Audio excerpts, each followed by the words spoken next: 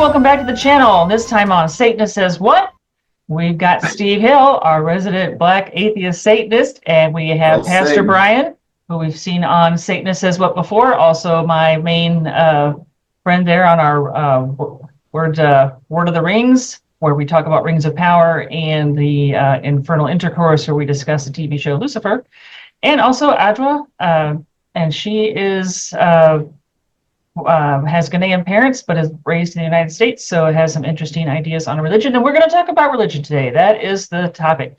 And we're going to start off with Christianity and the Blacks of the United States, and views of, we'll start with Steve and Adwa, possibly being raised. I mean, I'm assuming you're both raised with some kind of Christian background. Being from North St. Louis. You would be 100% correct for so it was like only later. 99.9% of Black people. So then only later that you decide, hey, wait a second. What am I doing? Right. All right. So yeah, Steve, would you maybe give us a little rundown of your experiences and how you got to where you are today? My parents were both from the South, children of sharecroppers who moved to the industrial North, basically St. Louis. They were second in car production after Detroit. They moved there, unfortunately, with neither one of them having a high school education. That means we were basically poor. They were taking, like, my mother was a nurse's aide for years, and my father just did odd jobs. But she started taking us to church when we were very young. Didn't explain anything. Didn't tell us this is why we're here. Then who's that guy they got on the fucking popsicle stick? She didn't explain nothing. So my first remembrance of a church was a converted store back on the north side of St. Louis. And they started singing, and it scared the shit out of me. And I was trying to run down the main aisle, but somebody had a hold of my arm, and I was screaming and crying. And weirdly enough, I still remember the song, "This Little Light of Mine, I'm Gonna Let It Shine." Because as I was growing up, I kept thinking, like, why were they singing about lettuce? Why were they singing about lettuce? It was let us shine, gonna let it shine. But as a kid, you know, when you're just learning vocabulary. Anyway, that was my first experience. My second experience, I know I was around 8 years old. My mother gave me a poem to read at the Easter Day pageant bullshit. And it was only 3 lines, but I wanted to memorize it, you know. And I kept reading it and kept reading it. And then along with that, and reading the Bible, trying to read the Bible, and seeing the words they use, like thee, they, thou, shalt, all that old bullshit. It's like, we don't even talk like this no more. Why would I study this bullshit?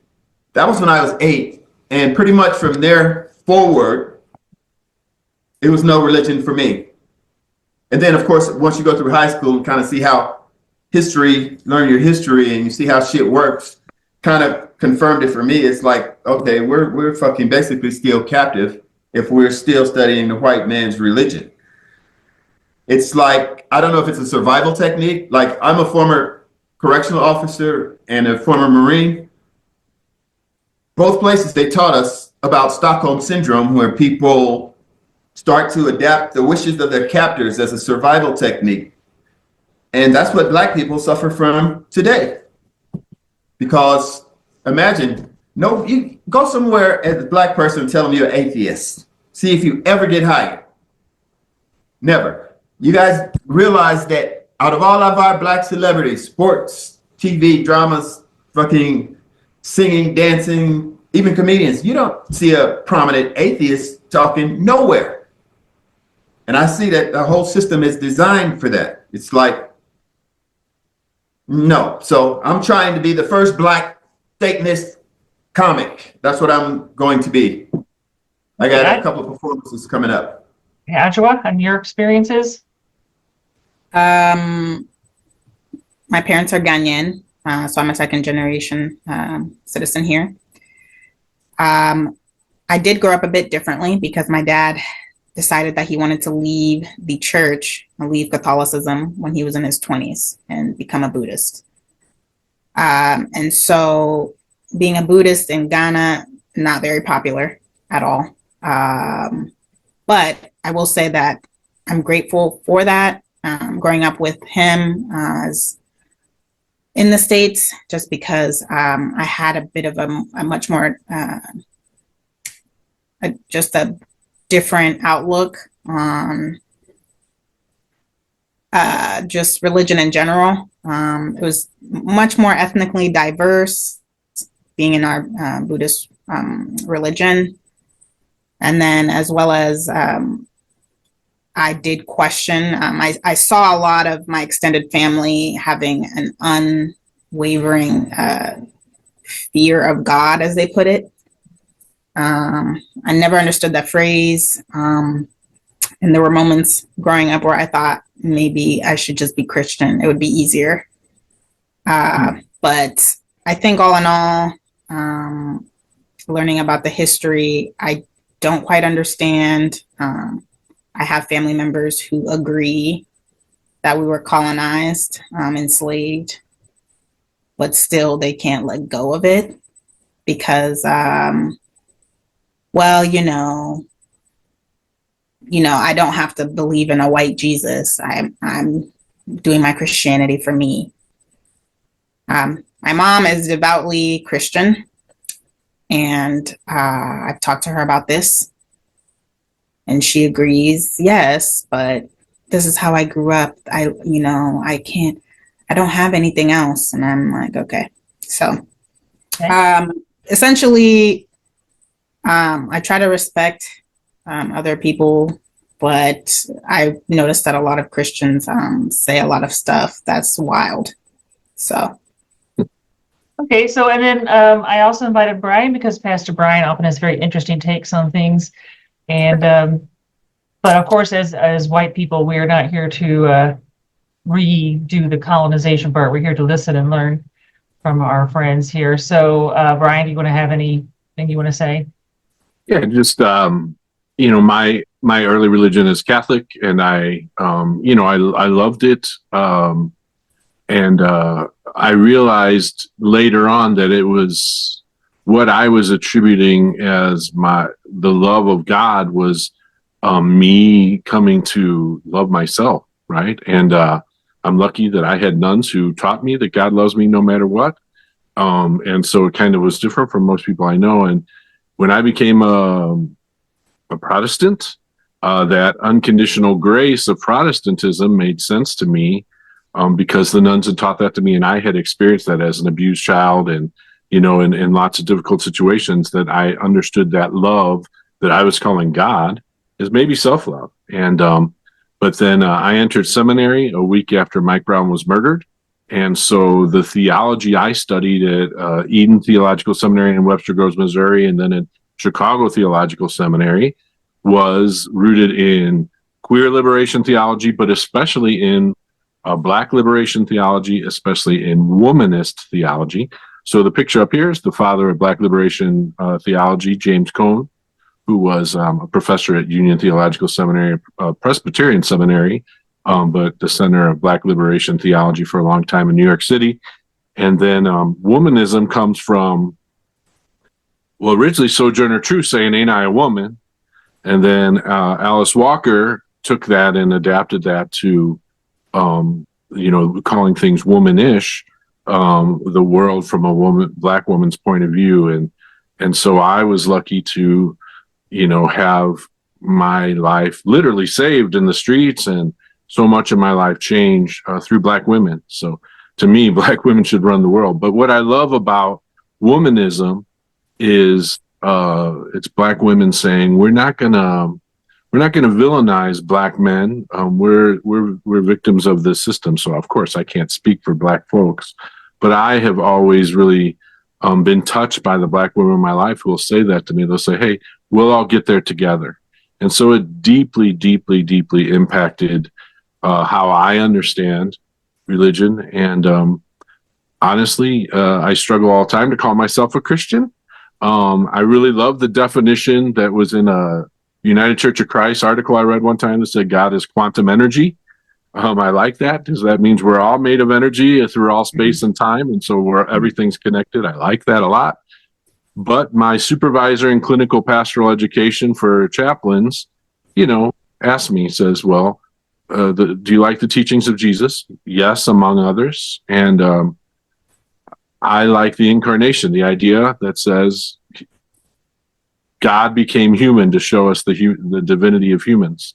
So that's how I kind of stay Christian, but especially in community. And that comes a lot out of Black liberation theology, womanist theology. Thank you.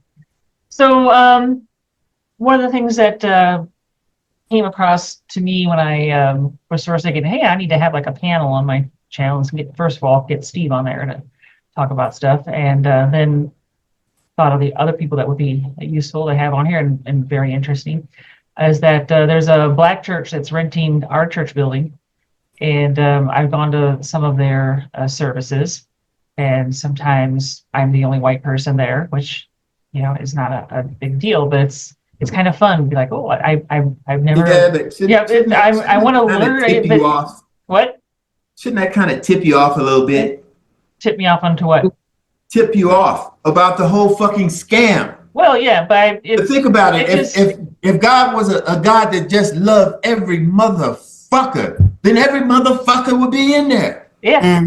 Well, yeah. But it's just that when I was in this, and they're very upbeat services, and people and ladies running around, you know, and all screaming and shouting and everything. People behind just screaming, hey man, and it's about to blow out your eardrums. And thinking, you know, okay, this is it's interesting. But it made me start to think, you know, why are they here? And they're worshiping God and Jesus, but those weren't, you know, Ghanaian things. Those weren't Nigerian things or Sierra Leone things, or, you know, that's not a West African thing. And most of these people have ancestors from West Africa. So why are we here, you know, yelling about Jesus? So when I started thinking about these questions, and I heard things that Ajwa and Steve were saying, it's like, well, how about we ask, see what kind of opinions are out there. So, yeah, why?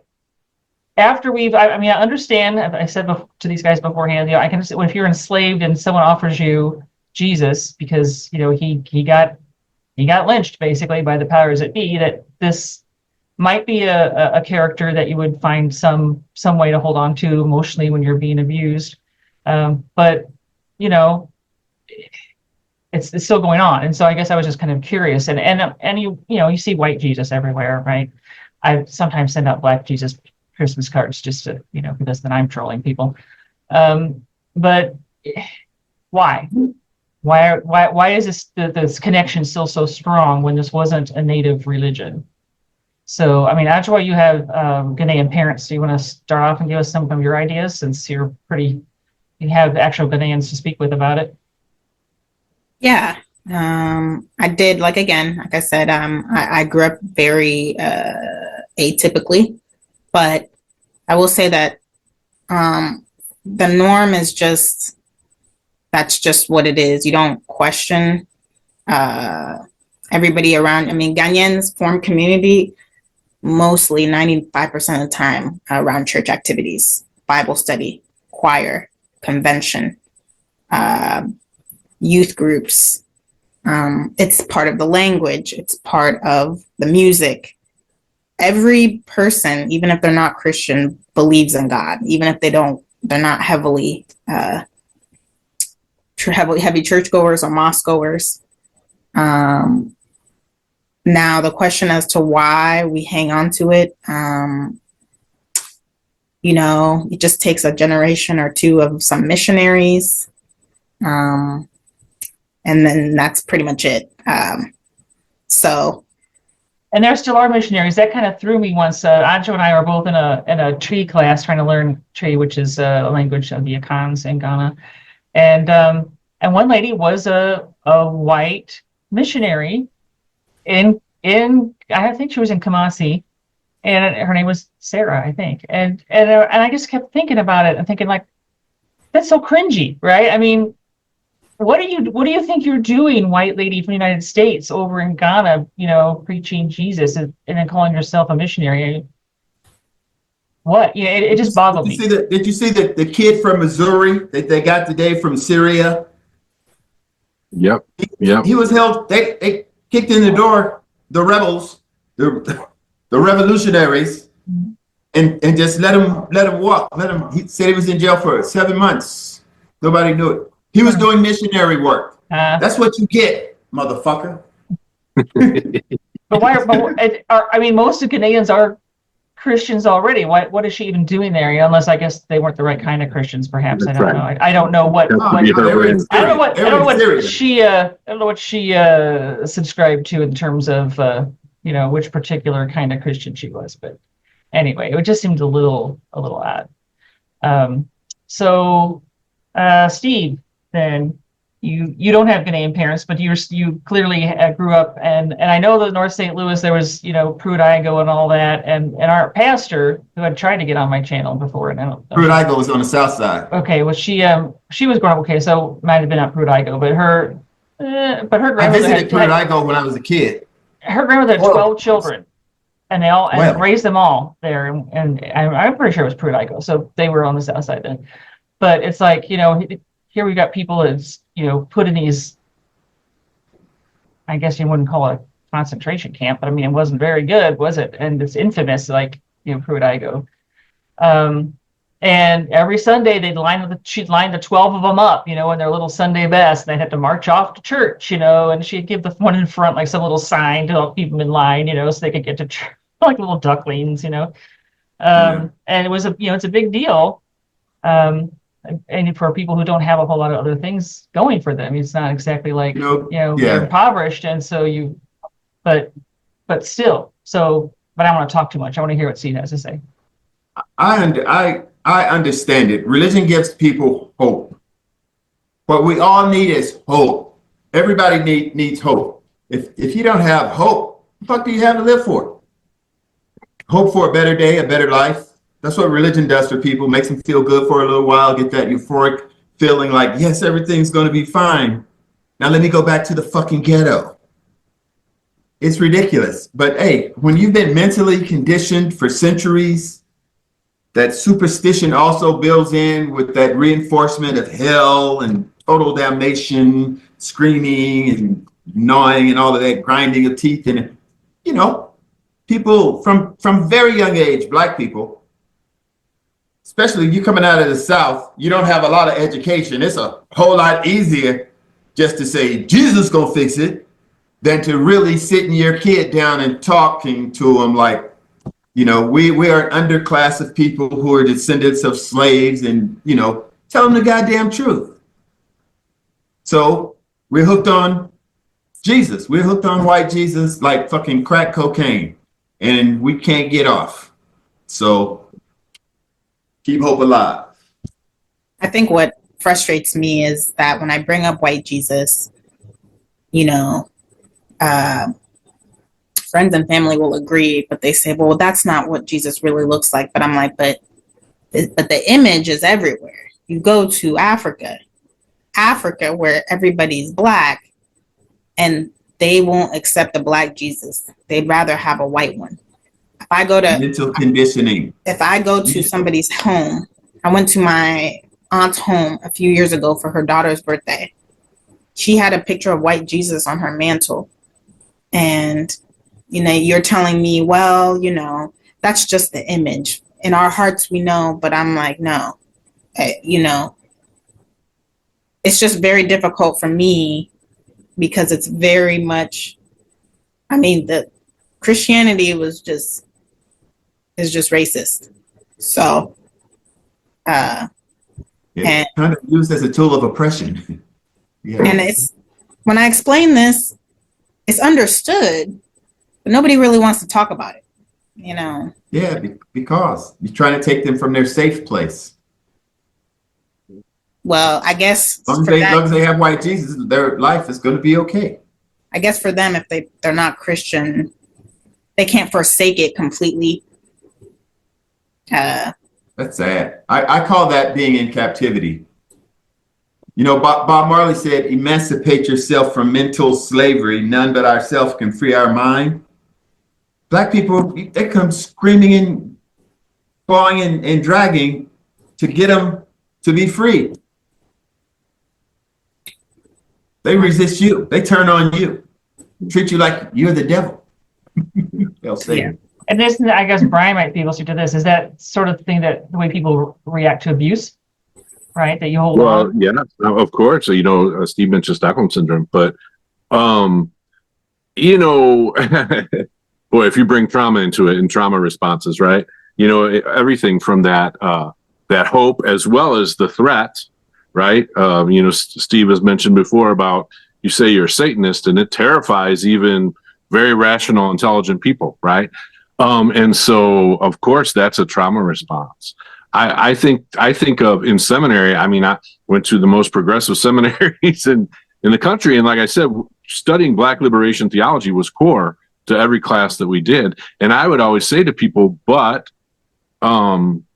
liberation, right? Like, well, is Christianity redeemable, right? Through all the racism, through all the violence, through all the consequences of what Christianity has done and continues to do, is it something that can be redeemed, right? Can you be liberated within Christianity? And I could never get a good answer from them. And so, I mean, to me, and these are smart people, so to me, that agrees exactly with what, is being said here. I know I'm highly unusual in that I agree with y'all. But I know a whole lot of walking contradictions, just like you. Yeah.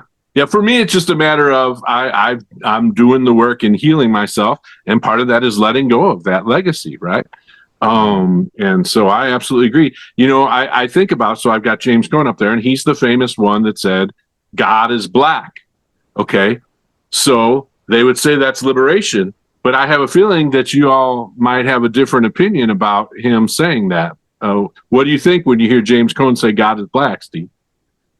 Well, if Jesus was created in the image of God, and historically speaking, modern day Yemen, had dark-skinned folks, then it would make sense if the first people were black, right? But also, when the oppressor says that God is created in, the image, Jesus created in the image of God, and then makes them be white and then propagates that religion, it's just hard to tear that away from the religion itself. So I just have a hard time, just in general, even if Jesus were black or God were black. I just don't believe babies are inherently sinners. I don't believe we're just sinners as soon as we pop out the womb. I'm not sure too many Protestants get into that, but maybe some of them. Yeah, the fall. I mean, I think most Protestants, Catholics call it original sin, but I mean, Protestants are going to call that, they're going to say the fall. And of course, it completely contradicts just what you just mentioned, which is that we're in God's image and we're good. Everyone is in God's image and good.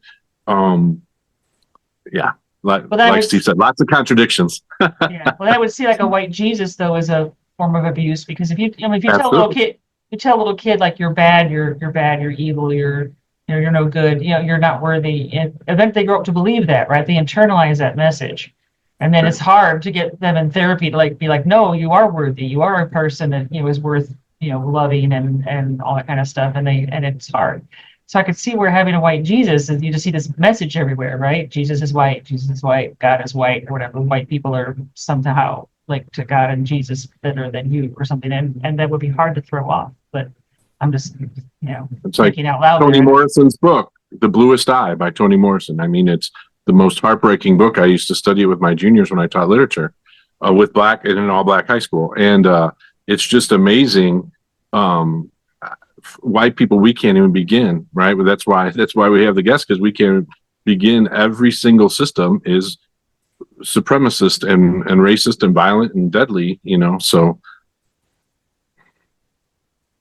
Okay, Brian, refresh your question again. I'm gonna hit you with an answer. Good. So is it liberative for James Cohen to say God is black? I think that the whole premise of the question is fucked up to me, because I don't believe there was ever a God. Right. So I think you're basically squabbling over some bullshit. Yeah. Well, I guess what I'm asking is that a way? Yeah. We have No, no I guess evidence I'm that your God asking ever is, does that, sorry, I'm sorry. No, go ahead. No, I'm guessing that's what I'm kind of asking is, to me, it almost feels coercive. Now I can't, I can't speak for James Cone or black folks, Yeah. but that feels almost coercive to me. It's like, co-opting this oppressive religion and saying Right. it's okay. You know what I mean? That, Right. I love Like- James Cone. Don't get me wrong. I love James Cone. But It's like, I don't know. It's like a non-question question to me.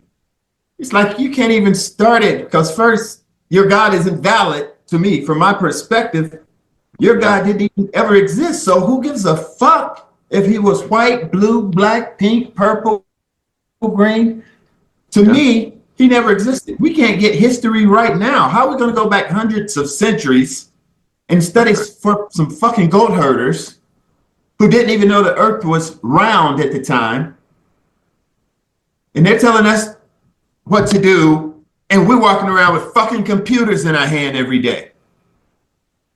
It's just stupid to me. Yeah. It's just asinine.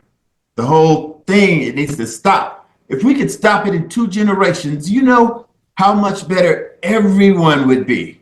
Everyone would live peace. Everybody needs food to eat, a place to sleep. Simple. Get rid of religion. No, here come black folks ready to fight. Well, they kind of out themselves in a way, because when you say things like that, then you get the Christians who say, but if there's like no offer of punishment for being bad, then why would anybody ever be good or something? Which seems to be like they're telling on themselves. Then, right? They wouldn't be good if they didn't have the fear of hell behind them. Mhm. But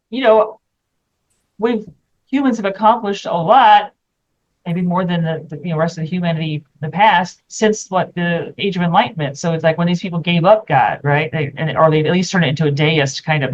Maybe there's a power out there, whatever, but Right. but not Jesus and God. At least Then they made all these progress. We got science, and we've gotten technology, Yes. and we've gotten civilization, right? And Yeah, that's what happens when you question shit. Mhm. And yet we have these people now in our country talking about how, if I have too a many atheists or similar whatever, it's experience here on the border. Because the Spaniards colonized here, the indigenous, the quote Indians here on the border, all the way up to Santa Fe, they are very Catholic, very devoutly Catholic, and they have dancers who are basing their traditions on the Aztecs and the Maya, but they dance in Catholic Church, and they call themselves matachines, which specifically means that they dance their culture for Catholicism. And it took me a long time moving down here to get rid of it, to get used to that, because again, it seems to me that's the colonizer's culture, that's the colonizer's religion. So that's why I find this listening to y'all so fascinating, because many times I've asked in seminary, and most of my classmates, I went to school with mostly black folks, and so and very few of my black Christian folks are willing to kind of question that. So thank you all for what you're sharing. Oh yeah. Yeah, I'm getting ready to I'm getting close to doing that comedy special. I want to know more about it. We'll talk about another thing, Steve, because if I could handle it, if you do it when I'm around, then I want to fly out and meet and see you in person. That'd be great. But yeah, so but because the people in Africa already had religion, right? But this has now been stigmatized, right? And I think Oshawa can speak a little to that. Well, when the oppressor tells you that what you're doing is demonic, it's a thing of heathens. It's immoral. It's disgusting. And then they build schools, and make you wear their clothes and speak their language and say, well, you're civilized now. You don't really want to go back to that because it looks like if you're going backwards. But it's funny. I think what you just described, Brian, we call it, I think they call it synchronism. What is it? Syncretism, yeah. Syncretism. So I went to church a couple weeks ago because a family friend of mine wanted me to see her in the choir. So I said, fine. She sings. And I was in there reading a book. But anyway, while they were having their service, I noticed that when the actual reading of the Bible was taking place, everybody was quiet. Maybe you saw some people on their phones or being distracted. But I think that aspects of the traditional Akan religion are still seen in Ghanaian church, because when it came to the drums, the rhythms, the music, Africans are just very, very lively, very feeling the spirit, as they say. But I thought it was just exactly like what traditional people did. Again, there's just no way to take that. I think that they want to be as far away from the traditional religion as possible, but the music always brings them back, and that's very much part of Akan traditional religion. So when I saw them, I don't want to say jumping, but really feeling the beat of the drum, dancing, to me, that's not Christianity. That was something else. But that was the devil. I don't know about that, but Just Africanism coming through, something in your heart about drums and music. Well, music touches people in a way that, speeches don't. So we see that in all cultures. And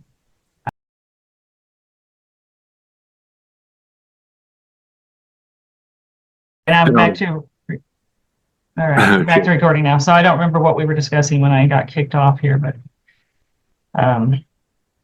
okay. I think music, it was music. Point. Yeah. Mm-hmm. Yeah. Because music does touch people in ways that other things do not. Well, that's how traditional religions got to higher realms, was through the beat of the drum. Literally. There's a book, I think it's by Maladoma Patrice Sommet. It's called I cannot remember the name, but he talks about being kidnapped when he was a child by French missionaries, literally from his village when he was 5. And then finally escaping when he was about 17 or 18, returning, then going through the rite of passage that he missed.